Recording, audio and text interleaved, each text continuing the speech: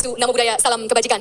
Yang saya hormati Profesor Dr. Anter Venus sebagai Rektor UPN Veteran Jakarta, Dr. Irsyaf Marsal, Ketua Senat UPN Veteran Jakarta. Yang saya hormati para Wakil Rektor UPN Veteran Jakarta, para Dekan dan seluruh sivitas akademika UPN Veteran Jakarta, serta yang saya banggakan dan saya kasihi seluruh mahasiswa baru UPN Veteran Jakarta. Wah, luar biasa. Ini melingkar ya, jadi kita harus muter biar adil ininya. Sambil kita menunggu slide-nya bisa tolong ditampilkan? Ya. Apa kabar adik-adik? Ini hari keberapa? Hari keberapa? Hari pertama, masih semangat ya, hari pertama. Hari pertama, tapi sudah dari pagi ya? Oke, udah dari pagi. Slide-nya di atas. Oh, oke. Ini kayaknya belum ditampilkan yang slide pertama ya? Belum? Oh, di sini sudah? Oh, iya. Oh, slide-nya sudah kelihatan. Oke, saya turun dulu ya, biar bisa ngeliat. Ya, ini belum bisa. Oke. Oke, adik-adik kelihatan slide-nya? Tapi sebenarnya slide-nya nggak gitu penting-penting banget. Maksudnya gambar-gambarnya, yang penting ceritanya. Yang penting kebersamaannya. Saya tidak akan bicara berlama-lama mudah-mudahan. Supaya ada banyak waktu kita bisa berbincang, tanya jawab. Yang belakang bisa ngeliat slide atau nggak bisa? Oh bisa ya? Ada juga? Ada, oke keren. Baik, hari ini sebenarnya saya sudah beberapa kali ke PKKMB. Dan ini mungkin yang keempat atau kelima. Tapi untuk yang kelima kali ini saya buat slide yang berbeda. Jadi talk hari ini khusus buat adik-adik semua. Karena kita di Jakarta ada banyak kesamaan, ada juga mungkin cerita yang berbeda-beda. Jadi hari ini saya ingin berbagi cerita dengan adik-adik semua. Yang pertama, saya kemana nih? Ininya kemana? Oke. Tapi nggak? Belum. Udah, next aja deh. Boleh ditampilkan. Saya mau berbicara apa makna kuliah. Apa makna kuliah? Mungkin kalau boleh kita ambil sedikit hening. Bisa nggak kita pikirkan buat masing-masing dari individu, apa makna kuliah buat kalian? 4 tahun ke depan, menurut kalian itu akan membawa apa ke diri kalian sendiri? Okay. Kenapa? Karena kalian akan menghabiskan 4 kali 365 hari. Setidaknya ya, 4 tahun kali, mudah-mudahan nggak lebih juga, nanti repot orang tuanya bayarinnya ya. Dan yang dapat KIP kuliah nggak bisa lebih dari situ. 4 tahun kali 365 hari akan kalian habiskan di kampus. Jadi, kita harus, yuk sama-sama hari ini kita mikir, mumpung ini hari pertama kalian di kampus, ayo kalian pikirkan, kita pikirkan bersama, akan jadi apa pengalamannya, apa maknanya untuk kalian. Nah, kalau boleh berbagi, next ya. Saya tadi seperti yang bilang, juga kuliah dulu ya, saya kuliah S1 seperti adik-adik di Harvard University. Dan saya juga sama seperti adik-adik, ada yang ngerantau nggak dari jauh? Mana yang bukan dari Jakarta, angkat tangannya? Banyak kan? Ayo mana anak rantau, mana anak rantau? Banyak nih anak rantaunya. Gimana perasaan yang ngerantau? Senang? Saya juga waktu itu ngerantau. Jadi, hari pertama saya orientasi seperti kalian di Harvard University, itu juga hari pertama saya menjejakkan kaki di benua Amerika. Jadi saya tidak pernah ke Amerika sebelumnya. Saya lewat jauh di interview, mendaftar ke Harvard University, lalu diberikan suatu anugerah oleh Tuhan dapat beasiswa dari Harvard University. Waktu itu belum ada beasiswa negara untuk S1, jadi tidak ada beasiswa dari negara waktu itu, saya dapat beasiswa dari Harvard University. Dan waktu di Harvard lah, saya pertama kali juga menjejakkan kaki di benua Amerika, mendarat di Boston, tidak tahu apa itu Amerika. Belum pernah sama sekali ke Amerika Serikat. Dan itulah hari pertama saya kuliah. Ada nggak di sini yang belum ini hari pertama kalinya ke Jakarta? Ada? Wah, ada juga ya. Saya masih bisa merasakan seperti apa pertama kalinya ke Jakarta. Karena waktu itu saya juga pertama kalinya ke Boston. Mirip-mirip Boston sama Jakarta. Beneran? Tahu nggak kenapa miripnya? Karena gini, Boston itu, beneran saya nggak bercanda. Boston itu dibilang adalah kota yang lalu lintasnya di Amerika Serikat paling sembraut.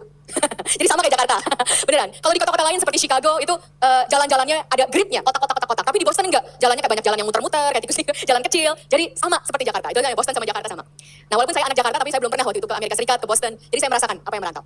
Setelah dari situ, perjalanannya panjang. Nanti saya kasih lihat dari Harvard sampai terakhir. Sebelum saya menjadi Wakil Menteri Pendidikan Tinggi Sains dan Teknologi, saya adalah guru besar di Tsinghua University. Pernah dengar Tsinghua? Oke. Tsinghua adalah universitas nomor 1 di Asia sekarang, nomor 12 di seluruh dunia, di bidang-bidang tertentu seperti AI, Engineering, Sciences, Tsinghua mungkin nomor 1, nomor 2 di dunia. Ya, dan saya guru besar, full profesor di sana. Jadi, karena saya berbicara di depan orang-orang hebat, adik-adik hebat, makanya pikir sebelum saya berbicara mengenai makna kuliah, kalau adik-adik kan akan 4 kali 365 ya, kalau saya banyak di kampusnya. Jadi, waktu saya di kampus S1 4 tahun kali 365 hari.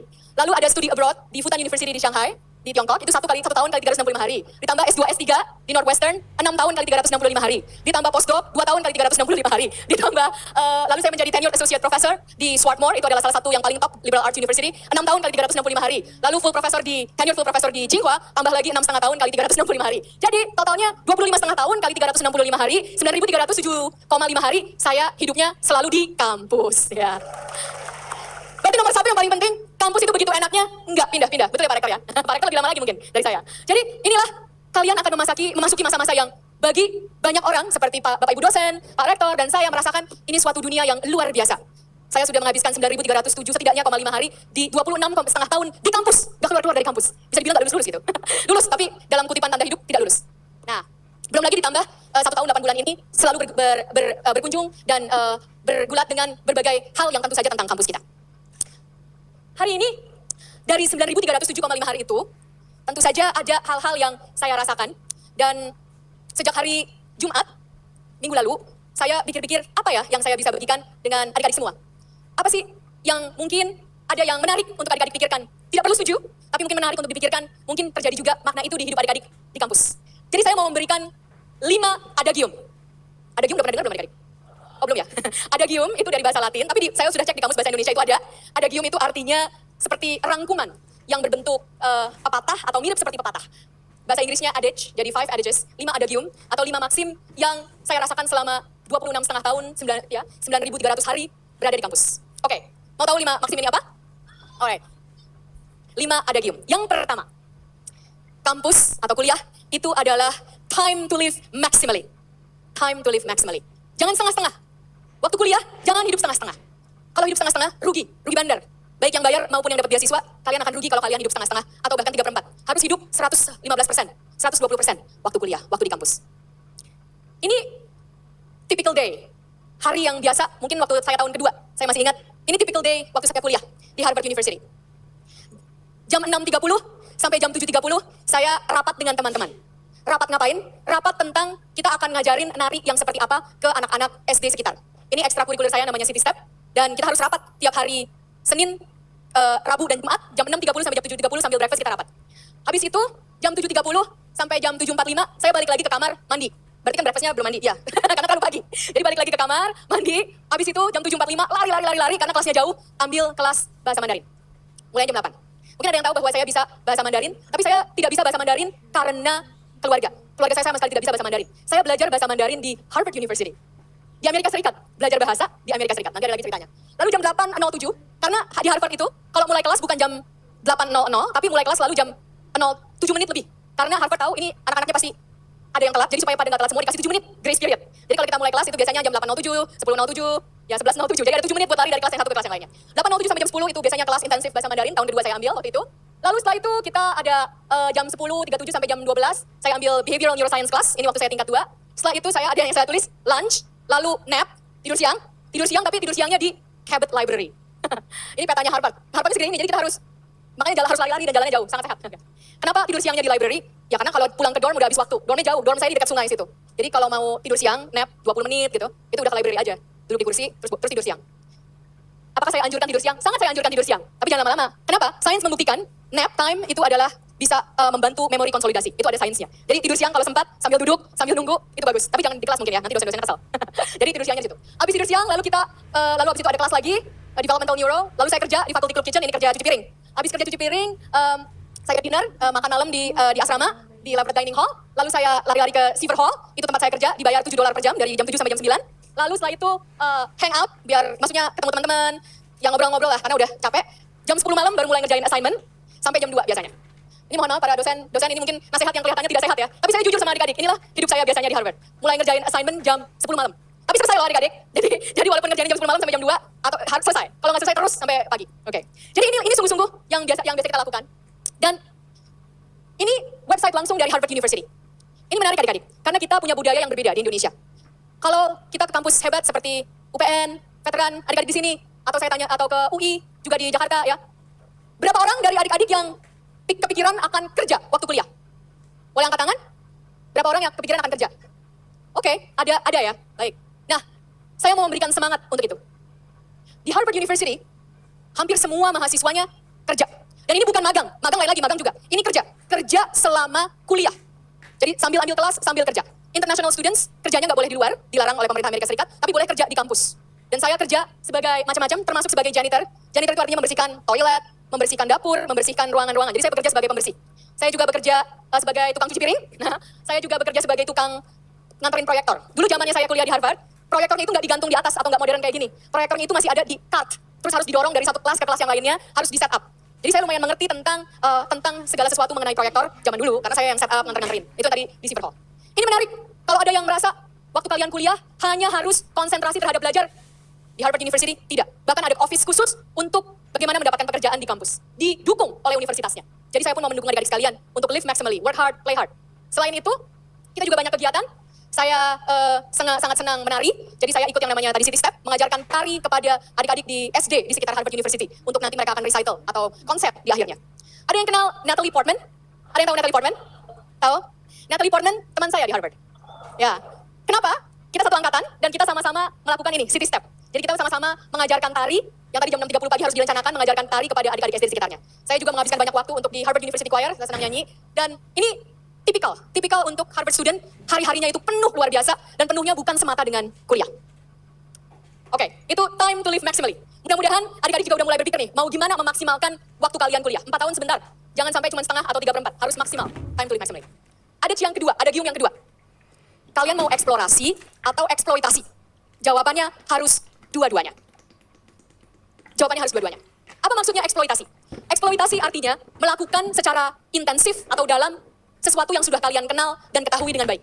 Itu masih harus. Misalnya kalian ada yang, coba saya mau tahu deh, ada yang melakukan apa yang sangat intensif waktu SMA? Apa?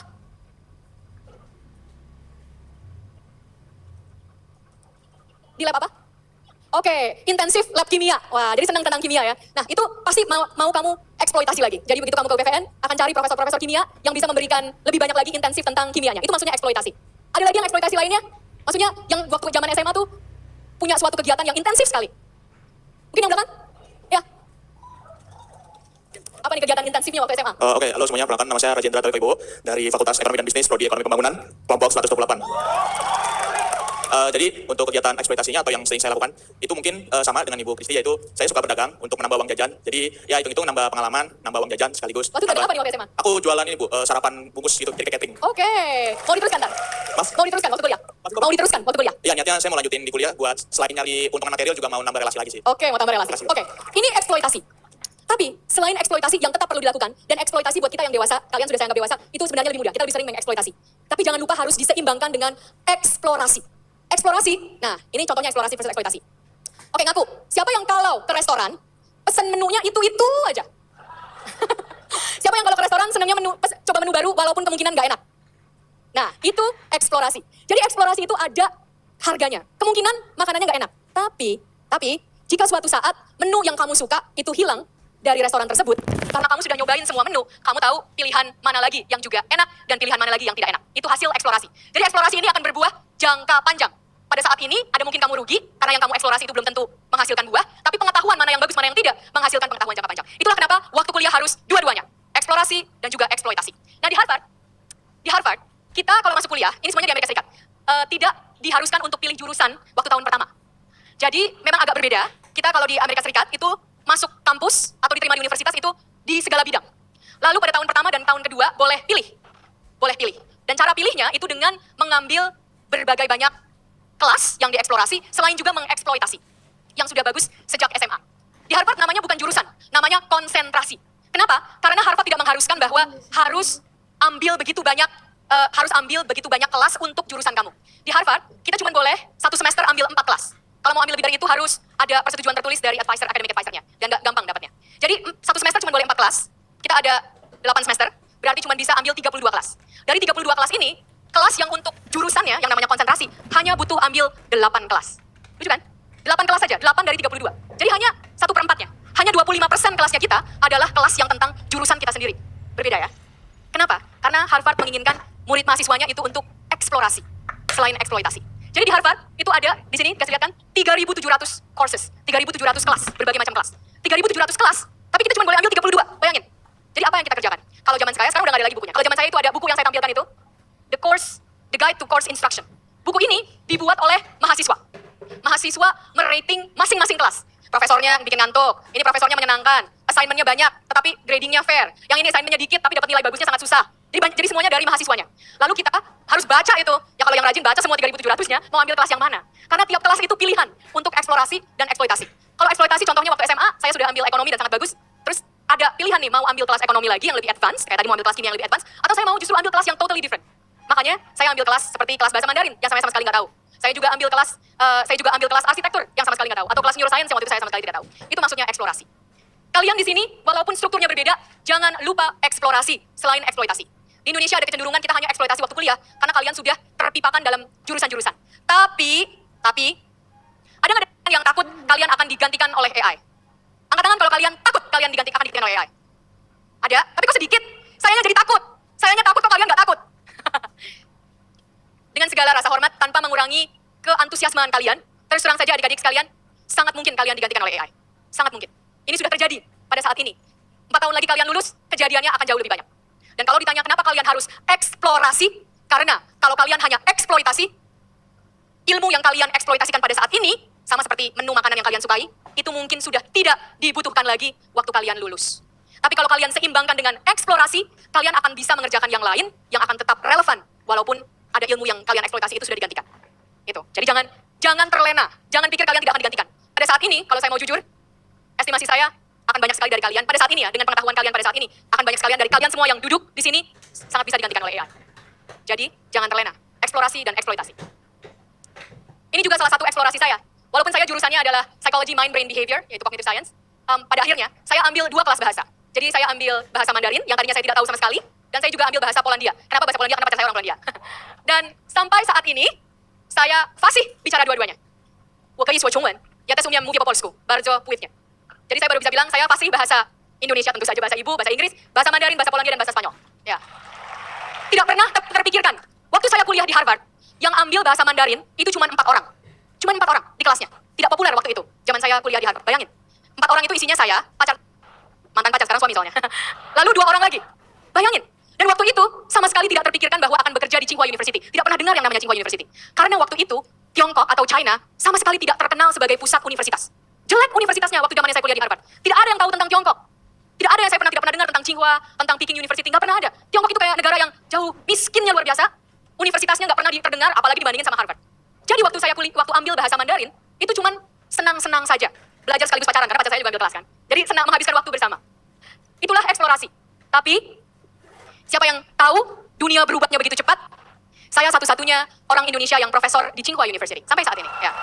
Dan bisa mendapatkan pekerjaan, karena saya juga, walaupun saya tidak mengajar bahasa Mandarin, saya bukan konsentrasinya, jurusannya bukan jurusan bahasa, tapi saya fasih berbahasa Mandarin, sehingga jauh lebih mudah untuk mendapatkan pekerjaan sebagai guru besar. Tapi di Harvard, puluhan tahun sebelumnya, tidak pernah terpikirkan akan pindah ke China. China itu seperti backward waktu zamannya saya kuliah. Itulah yang saya maksudkan sebagai eksplorasi. Itu akan membawa hal-hal yang tidak kalian perkirakan nantinya. Oke. Sebagai ilmuwan, saya juga eksplorasi. Waktu saya SMA, saya paling bagus nilainya ekonomi. Ada nggak anak jurusan ekonomi di sini? Ada ya? Oke. Terus, jadi saya bahkan dapat 1 tahun boleh lompat di Harvard. Artinya, kalau saya teruskan jurusan ekonomi di Harvard, saya boleh bisa graduate di Harvard dengan 3 tahun saja. Karena saya nilainya sangat bagus waktu SMA. Tapi saya bukannya 3 tahun, bahkan saya 5 tahun di Harvard. Ditambahin setahun. Karena saya pikirnya orang gratis kok, karena saya dapat beasiswa kan. Jadi ya kenapa nggak lebih lama?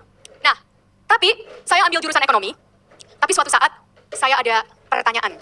Pertanyaan filosofis tentang dari mana datangnya pengetahuan. Kenapa kita bisa tahu ini botol, itu gelas, tanpa diajarin waktu kecil? Itu pertanyaan filosofis saya, dan pertanyaan itu membuat saya pindah ke lain hati. Tadinya saya jurusan ekonomi, saya bilang saya mau pindah ke jurusan lain yang saya eksplorasi baru, menemukan cinta baru. Orang tua saya kecewa luar biasa. Udah jauh-jauh sekolah ke Harvard, kenapa nggak jadi ekonom? Kan kalau di sini juga paling diinginkan supaya anaknya bisa menghasilkan uang banyak, jadi ekonom gitu. Udah di Harvard, kenapa nggak jadi ekonom? Apa itu pula? Cognitive Science. Nggak pernah terdengar di Indonesia. Sampai saat ini pun tidak ada jurusan Cognitive Science di Indonesia. Tapi itulah kesempatan eksplorasi, dan sampai saat ini yang saya lakukan adalah sebagai ilmuwan mengetahui bagaimana manusia, hewan, dan artificial intelligence itu bekerja. Sistemnya sebenarnya seperti apa. Itu yang saya lakukan. Interdisciplinary. Waktu itu baru kayaknya.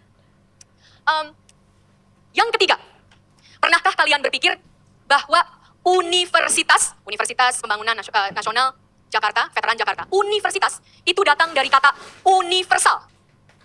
Universal. Pernahkah kalian sejenak berpikir kenapa dinamakan universal universitas?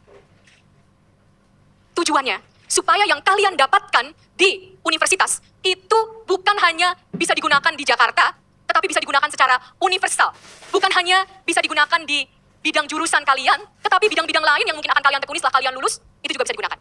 Dan saya mau kasih lihat contoh nyata. Ini 2 orang teman baik saya dari Harvard University. Sudah lulus. Yang pertama adalah, ini beneran kalian bisa google, ini orangnya sungguh-sungguh ada. Saya mau kasih lihat contoh nyata. Profesor Nicholas Morrow Williams. Kalian bisa baca dia profesor apa? Kalian bisa baca dia profesor apa? Profesor sastra Cina. Orang bule, orang Amerika dia, profesor sastra Cina. Dia lulus dari Harvard dengan gelar di bidang pure mathematics. Pure mathematics. Jadi dia jurusannya di Harvard itu matematika. Tapi setelah dia lulus, bekerja, dan sampai sekarang dia adalah profesor sastra Cina. Salah satu profesor ilmuwan sastra Cina yang paling terkenal di seluruh dunia. Bayangin orang Amerika tapi sastra Cina. Oke. Yang kedua, contoh hidup nyata, ini kembali lagi mantan pacar, maksudnya sekarang suami, jadi dulu mantan pacar. Profesor Bartek Cech, ya. Di Tsinghua University adalah profesor, kalian bisa lihat profesor apa? Profesor fisika. Tapi, waktu di Harvard, jurusannya adalah kimia dan matematika. Beda total dengan profesorshipnya. Jadi, ada satu lagi teman saya dari Harvard namanya Kevin Yip, ini sungguh cerita nyata. Jurusannya adalah sejarah, history, waktu di Harvard. Sekarang, dia adalah salah satu pembuat app yang sangat kaya raya, milioner. Ya, milioner, dia pembuat app yang sangat kaya, membuat app. Nah, ada app mungkin yang kalian pakai. Contohnya ada satu app namanya Keto Diet App, itu ya dia yang buat. Tapi dia jurusan sejarah. Jadi adik-adik sekalian, kalian mungkin pernah dengar bahwa kita sedang resah yang namanya non-matching. Jadi tidak match, lulusnya jurusan apa, kerjanya nanti jurusan lain. Saya merasa ini ada sedikit salah paham. Salah paham. Karena, kenapa? Karena kalau misalnya kalian, yang satu-satunya yang khawatir itu adalah jika gajinya tidak match. Kalau gaji yang kalian dapatkan setelah lulus, itu jauh lebih rendah dari rata-rata gaji lulusan perguruan tinggi, itu baru mengkhawatirkan. Tapi kalau bidang, tidak perlu khawatir. Justru bagus, kalian bisa menekuni bidang-bidang lainnya dengan gaji yang tetap hebat, itu justru lebih baik untuk dunia ini. Artinya kalian mampu berbagai hal. Lalu yang ada berikutnya, dunia ini memang selalu berubah. Yang ada gium berikutnya adalah, what doesn't kill you make you stronger. What doesn't kill you make you stronger. Akan ada kegagalan, akan ada kesulitan, akan ada kekecewaan hati, akan ada banyak yang mungkin kalian merasa sedih, merasa putus asa. Bukan banyak, mungkin beberapa sewaktu kuliah. Tetapi yakinlah, badai pasti berlalu. Dan jika kalian mampu melalui kesulitan-kesulitan itu, kalian justru akan menjadi lebih kuat. Saya pun mengalami kesulitan. Ini sungguh-sungguh transkrip saya dari Harvard University. Dan tadi dibandingkan dengan adik yang kimianya jago, saya pengen banget jadi dokter setelah mau jadi ekonom, terus gak jadi, terus sempat berpikiran mau jadi dokter. Kalau di Harvard tidak ada kejurusan kedokteran. Harus pre-med dulu baru bisa nanti. Tapi harus ambil organic chemistry. Orgo, kimia organik. Terus saya ngotot ngambil kimia organik, tapi malah dapet C. Malah dapet C, jadi gagal. Tapi kegagalan itu membuat saya mengerti ini bukan bidang saya, dan saya harus tahu apa yang saya sukai, dan saya mampu, dan yang saya bisa tekuni. Dan setelah itu, kita juga bisa bangkit lagi. Saya lulus dari Harvard University, satu-satunya orang Indonesia loh, S1, pada tahun itu, dengan magna cum laude with highest honors. Ya, penghargaan tertinggi, kedua tertinggi, paling tinggi summa cum laude, ini magna cum laude with highest honors. Jadi saya lulus dari Harvard, orang Indonesia nggak malu-maluin, saya lulusnya magna cum laude with highest honors. Yang terakhir adik-adik, ada gium terakhir. Never forget where you come from. Jangan pernah lupa kalian datang dari mana. Ini foto saya di dorm saya, di Harvard, di asrama. Yang mau saya tampilkan adalah, lihat di situ ada peta Indonesia. Ada peta Indonesia. Tutupan sarungnya juga kain Indonesia. Ada juga lukisan Bali dari Indonesia. Petanya bahkan ada dua, satu di belakang, satu lagi setengahnya ketutupan. Kenapa? Kenapa saya menaruh semua itu? Karena tahu dari mana kita berasal. Itu akan memberikan kekuatan untuk kita. Tahu siapa kita, tahu akar kita, itu akan memberikan kekuatan kepada kita dan menambah kekayaan terhadap diri sendiri. Sebegitu yakinnya saya kepada budaya Indonesia, waktu menikah pun, walau dengan orang bule, ini pakai adat Sunda. Injek kendi, ya, pecah telur. Ini saya. Ini saya waktu menikah, pakai adat Sunda. Okay. Begitulah adik-adik, kalau yang saya mau bagikan. Tadi saya mulai dengan live maximally. Live maximally ini, tadi saya berikan typical day waktu saya di Harvard University. Dan ternyata, kebiasaan itu susah dibuang. Ini sungguh-sungguh jadwal saya, typical day di Kemdikti Saintek. Jadi, ya, 30 tahun setelahnya, 30 tahun setelah saya di Harvard, jadwal saya seperti ini di Kemdikti Saintek kemarin. Tidur jam 3:30, nyiapin slide buat kalian semua. Oke. Bangun jam 5:30, nah saya punya anak, masih kelas SD, harus nyiapin sarapan anak, kita nggak punya pembantu. Nyiapin sarapan anak, nganterin, terus anaknya dikirim ke sekolah, untungnya ada supir, karena saya nggak bisa nyetir. Lalu, habis itu, kerjain slide satu lagi, karena saya ada talk untuk cyber security di tadi pagi. Jadi saya harus nyiapin itu, habis itu saya mandi, sarapan, lalu saya langsung kasih talk dengan acara cyber security tadi pagi di Wamenkom Digi. Setelah itu saya makan siang, nap, tetap nap, ada 10 menit nap, tidur siang, nyiapin talk lagi buat kalian, supaya mudah-mudahan bagus talknya dan ada yang bisa berkenan di hati. Lalu setelah ini saya akan pergi ke Kedubes Saudi untuk mencari peluang-peluang buat mahasiswa Indonesia untuk bisa dapatkan beasiswa di Saudi, mendapatkan lowongan pekerjaan di Saudi untuk technical skills. Lalu setelah itu saya akan terbang ke Bali dan pasti saya akan tidurnya setidaknya jam 1 malam karena besok pagi jam 8, jam 9 saya harus ada talk lagi di Uni untuk Universitas dan saya harus siapin talknya. This is living maximally for more than 40 years. Adik-adikku yang saya kasihi, pengalaman kita pasti ada perbedaannya, tapi saya rasa juga akan ada banyak persamaannya. Ini perjalanan hidup saya. Dari Indonesia saya dapat beasiswa ke Singapura, lalu dapat beasiswa ke Norwegia. Orang tua saya selalu di Indonesia. Dan saya dari keluarga biasa-biasa saja. Lalu dari Norwegia saya dapat beasiswa ke Harvard University ke US. Setelah itu saya postdoc di Kanada, balik lagi ke US mendapatkan tenured associate professor di Swarthmore College. Setelah itu sebelum itu saya S2, S3 dulu. Lalu setelah itu saya tenured associate professor. Setelah itu saya direkrut oleh Tsinghua University. Dan setelah 7 tahun di sana dipanggil pulang oleh Bapak Presiden Prabowo Subianto yang sangat-sangat memperhatikan pendidikan tinggi, sains dan teknologi. Sehingga ketika beliau meminta untuk saya pulang, saya pun kembali ke Indonesia. kita hidup, terima kasih, kita hidup dengan penuh. Kita terus mengeksplorasi dan mengeksploitasi kesempatan beasiswa yang ada dimanapun. Jalan tidak pernah kita tahu, tapi kalau kita mau eksplorasi dan kita tetap mampu eksploitasi, kita mempunyai kemampuan yang bisa dipakai secara universal, baik di Amerika Serikat, di Tiongkok, maupun balik lagi ke tanah air. Dan tak penting dan tak kalah pentingnya, what doesn't kill you make you stronger. Dan tidak pernah lupa kepada akarnya. Makanya saya memutuskan untuk balik ke Indonesia untuk melayani adik-adik semua. Semoga 4 tahun ini adik-adik akan hidup penuh mengeksplorasi dan mengeksploitasi segala sesuatu kesempatan. Jangan pernah merasa bahwa adik-adik gagal karena kegagalan membuat kalian lebih kuat, mendapatkan pengalaman universal, dan tidak pernah lupa siapa kalian, orang hebat, orang Indonesia. Selamat sekali adik-adik. Terima kasih. Assalamualaikum warahmatullahi wabarakatuh. Waalaikumsalam warahmatullahi wabarakatuh. Kepada Prof. Stella dimohon untuk tetap di tempat. Kami mengundang Profesor Stella Christy untuk bergabung bersama kami di depan panggung untuk melakukan penyerahan plakat. Kami juga turut mengundang Wakil Rektor Bidang Kemahasiswaan Kerjasama dan Sistem Informasi kepada Dr. Yamaria Teresa, SPKJMA. Kami silakan untuk bergabung bersama kami untuk penyerahan plakat. Dan juga kepada Bapak Rektor UPN Veteran Jakarta, Profesor Dr. Antovenus Emakom. Kami juga mengundang untuk penyerahan plakat dan foto bersama.